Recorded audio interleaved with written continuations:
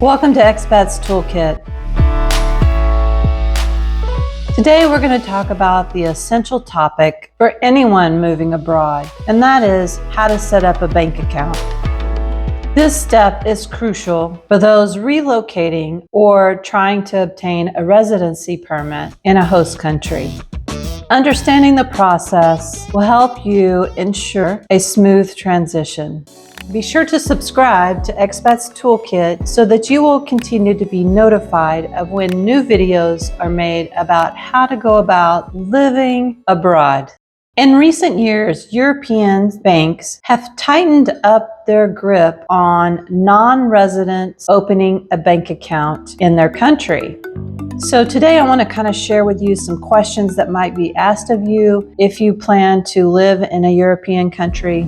This is mainly due to the fact that there was a high number of money laundering scandals that were going on, and so therefore they decided to really narrow down people obtaining a bank account and asking some questions. This means you need to be prepared for some additional scrutiny. Here are some key questions to consider. You don't need to write it down. I have all of this information in the description below. It's on a document that you can print out and take with you when you start interviewing banks. So let's begin. What are your existing ties to this country? They'll want to know why you're there. Basically, are you there for retirement? Are you there going to school? Are you having a job? What is your reasons for being in that country? The next question will be more like, why do you want to open a bank account? Here you can talk about for living expenses or for tuition or for your running your business, whatever your reasons may be. Do you have a local address? And can you prove that you have a local address? This may require that you either bring in like utility bills that with your address and name on the bill, or a lease agreement or a contract of some kind. Do you have proof of reference, like a reference letter from maybe your employer, your landlord, that sort of thing? Do you have a work permit or a work contract? Do you have a local ID or a tax number? I know in Turkey, this is very common to be required of opening a bank account.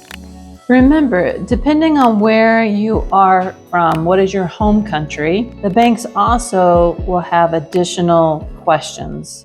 In Europe, there is what they call a black list of countries, and there is a gray list of countries that they identified. If you look above here, you'll see the black list of countries, and these are countries most likely you won't be able to open a bank account if that is your home country.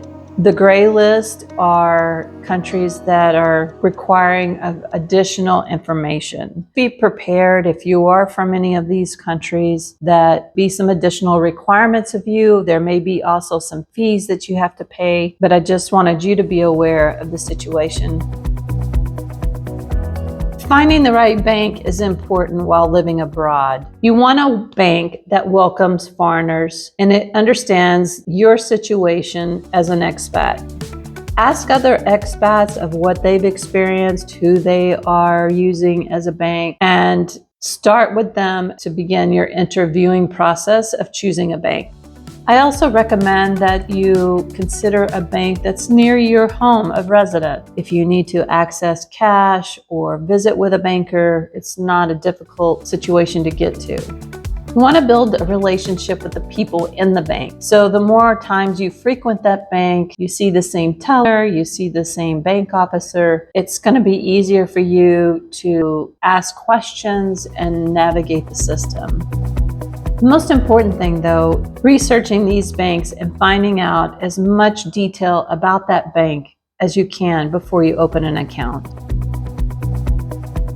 Understand the specific requirements for account opening, including identification, end of address, local tax ID or ID of some kind. Note that some countries, for example, Turkey, requires that you be in person to open that account. Some European countries, you can open it while you're still in your home country. So you need to find that out if that is something you want to do. Determine what types of accounts are offered. Do they have savings account? Can you choose the currency you want that account to be in? It's beneficial as an expat to have a bank that will allow you to open multiple currency accounts. Just check to see what the options are and make your decision from there. Ask about the required initial deposit and minimum balance that's required.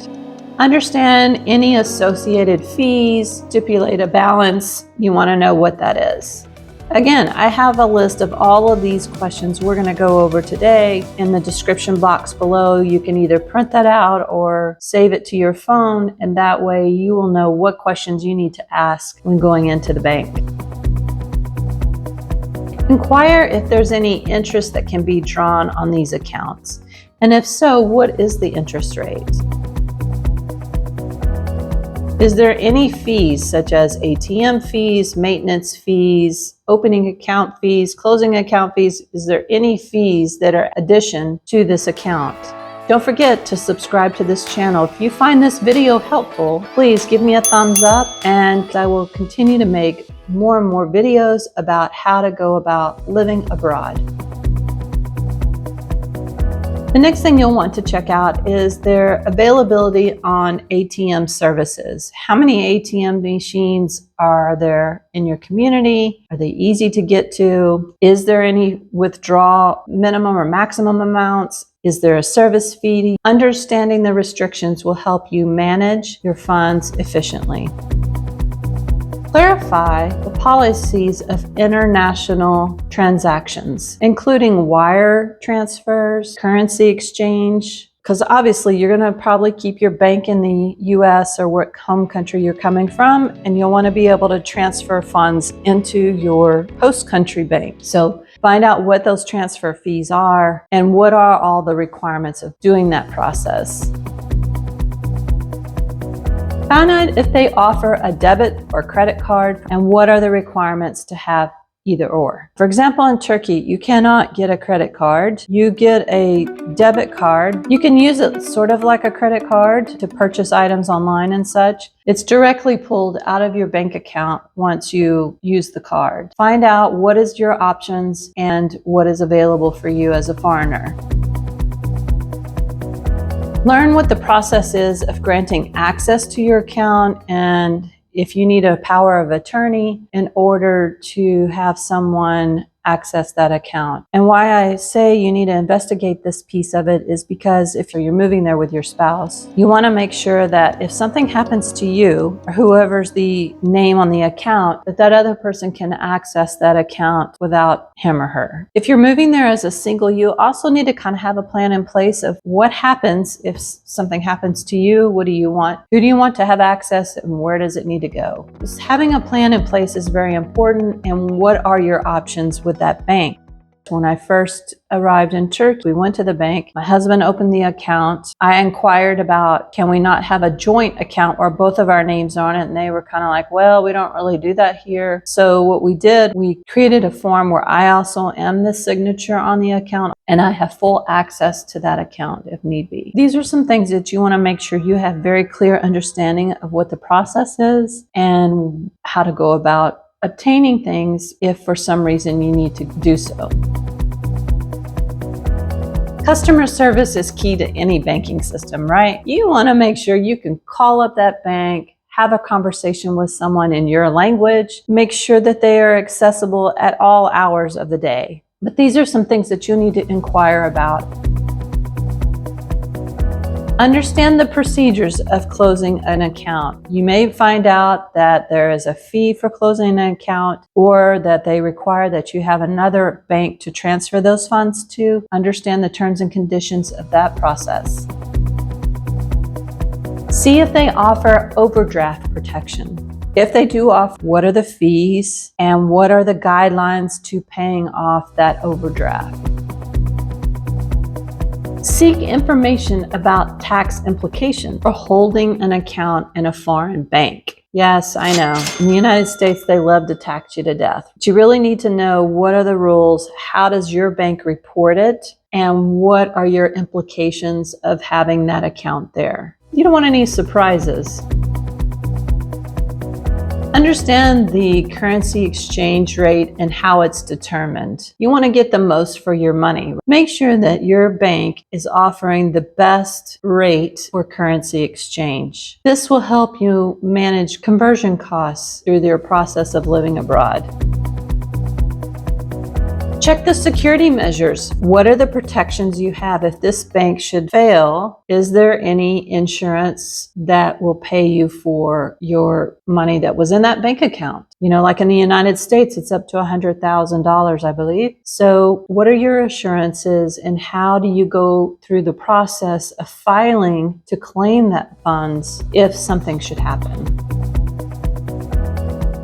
Before you do anything or sign your name on the dotted line, make sure that you have reviewed all the terms and conditions of your bank. This will ensure that you understand your rights and responsibilities and also what they're responsible for.